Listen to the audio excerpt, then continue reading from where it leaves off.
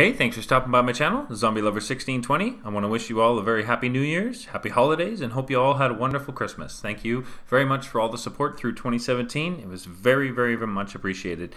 Going forward to 2018, I'm going to be bringing you guys lots of content, so if you're not subscribed to the channel, let's hit that red subscribe button, and if you go over a little bit further, let's grab the bell so you don't miss any possible future uploads when I upload. And my first video for 2018 is going to be bringing you guys all of the hidden audio files and video files that you can find on the World War II Zombies map, Final Reich. So hopefully you guys enjoy the video today, and if you do, let's smash the like button.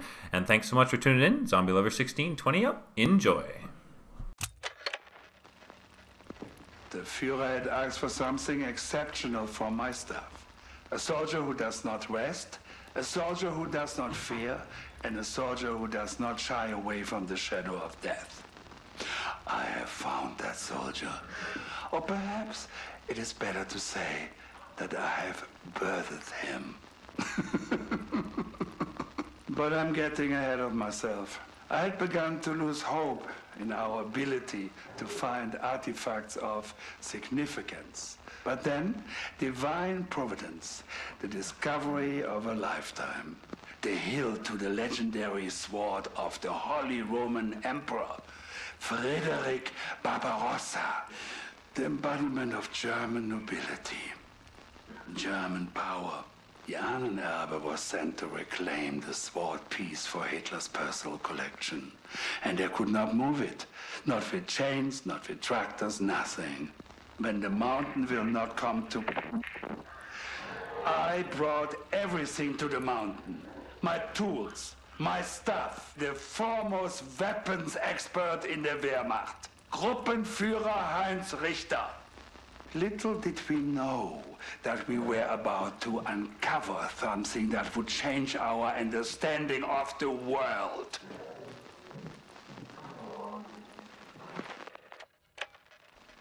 Even without breaking through the magnetic force surrounding this hilt, we have been able to siphon off vast amounts of energy. And this is where I made my greatest discovery. During one of my early experiments, an attempt to draw power from the hilt, a cable became overheated and snapped. It struck a pair of guards. They were killed instantly. They were dead. And then they were not. I watched as the first soldier began to switch violently and then began walking towards me. And the corpse's intent was clear. It meant to kill me. Luckily, more soldiers had arrived by then and were able to put it down. But I had seen something astonishing. I had seen death overcome, and I had seen a vision of our Führer's future.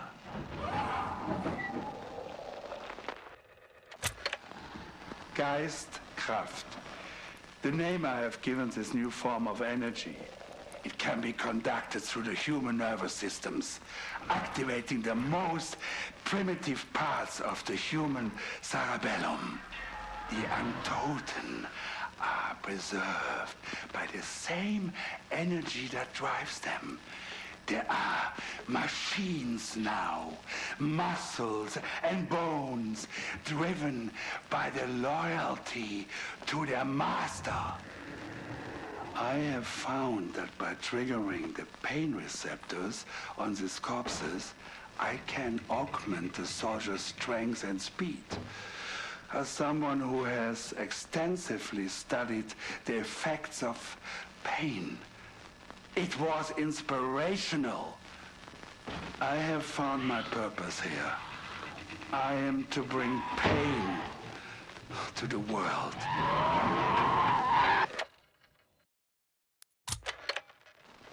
I have been betrayed. Klaus has been sabotaging my work all along. He will pay. And that bastard Richter, the man sent to assist my work, to protect my facility, He has been seduced by the power of the weapon we can build with the Geistkraft energy. The Untoten have broken free. 5 times now. We are so close to mastery here. So close to building an army.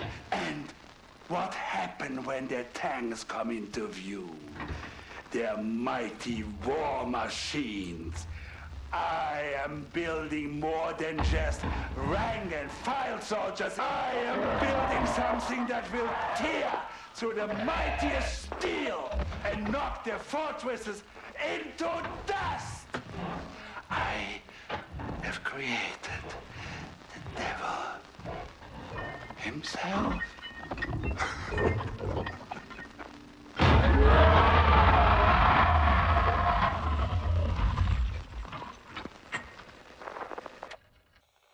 Mariechen, if you're listening to this, then you have received my letters. I pray to God that you are okay. And that you come armed with the might of the Allied forces. I have so much to tell you, so much to say, but most importantly, I was wrong. So very wrong. About the Reich, about you, about everything. After I came home and took over our father's shop, I was angry, furious. Having to leave my studies at Heidelberg to care for him had been bad enough. But my mentor, my idol, Professor Lehnert, the man responsible for the Deutsche Physik, he chose to retire in my absence? My dream of playing a role in a German scientific renaissance, it was dead. I lost hope. It was a dark time. I know that our fights had turned ugly. We both said things that we didn't mean. I was convinced that the Nazi Party held the brightest future of our people. And you only saw the darkness. You saw more clearly than I did. I don't blame you for leaving. I don't blame you for your silence. You had told me of your plans to defect, of your connections at Cambridge, and the plans to join the British Secret Service. You have always been clear in your goals, but mine have been shattered. I say this so that you will understand.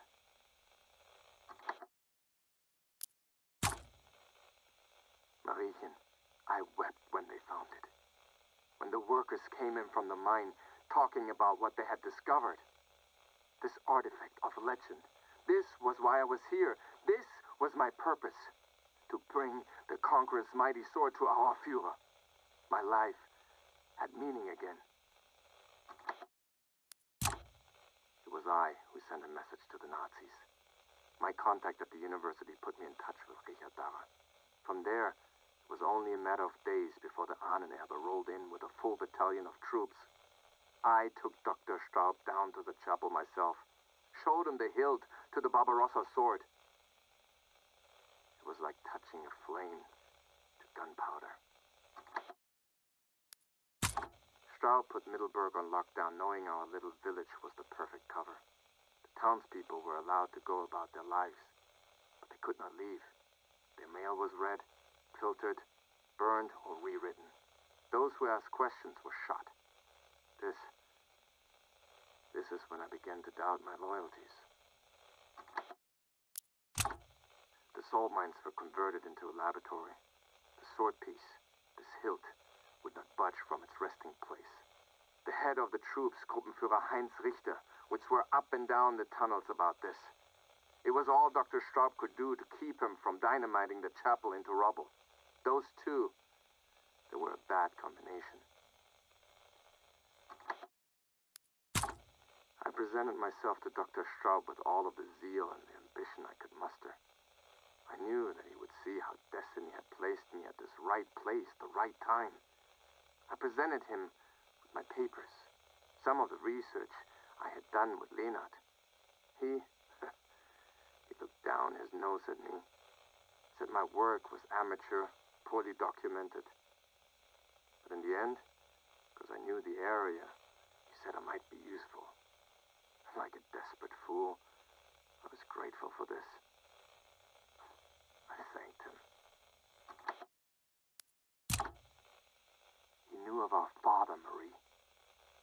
heard of how Father's weapon designs had helped the Kaiserliche Marine. But he laughed that the brilliant Heinz Fischer had ended up making toys.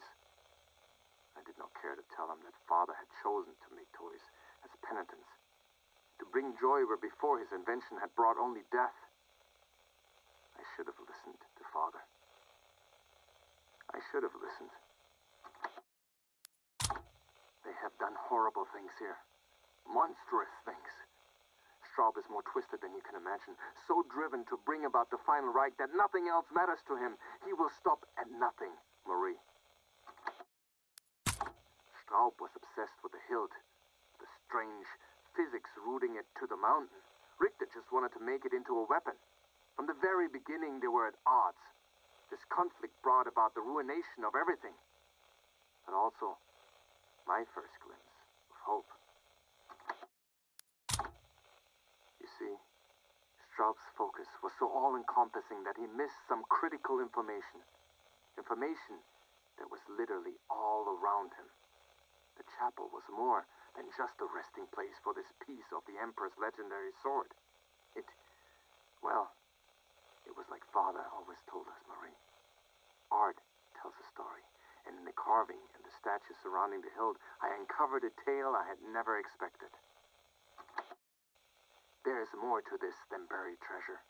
I have uncovered clues to why the sword was taken apart, why it was hidden, and why it was made so inaccessible.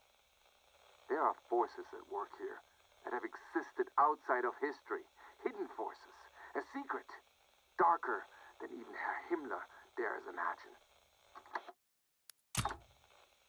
Unfortunately, Straub came across a few of my notes on these possibilities. He flew into a rage and would only be mollified when I quoted his own words back to him. My work had been amateur, poorly documented. I was looking for more evidence. He went cold and left. It wasn't long after this that he started bringing stolen art into the bunker. You see, he had taken the root of my idea and run with it. If Straub had chosen to work with me on this, I could have elaborated on why this art may contain the clues we need to unlock the hilt. But no, Straub sees information as a weapon. He does not entrust it to anybody but himself. This is his greatest weakness. Mariechen, I cannot put this more succinctly. There are others, other forces aware of the sword, of its powers, and they are actively working to keep it out of our hands. A secret organization, a cabal, dedicated to keeping this hidden. Soldiers, artists, engineers, I don't know how deep this goes, but Straub is now aware of this. You need to be aware as well. First, look for paintings created by those who would be opposed to the Nazi Party. I have my suspicions that they would be the easiest to recruit into this effort. Second, my research has led me down paths that extend far beyond Mittelburg, beyond Germany. Mariechen, prepare yourself for a journey. That may be all I can share with you. Straub grows more suspicious of me every day. Dear sister, I have spent my time here preparing a way for you to defeat Straub and his evil. I have sabotaged his work. I have hidden weapons and tools that will give you the power to counter the horror that grows from beneath the mountain. My hope is that somehow you can forgive me. I must go into hiding now. I'm about to release Straub's most powerful weapon. I cannot promise that I will survive what happens next. But I pray it will open a way for you to find your way into this nightmare. And if you do, I have no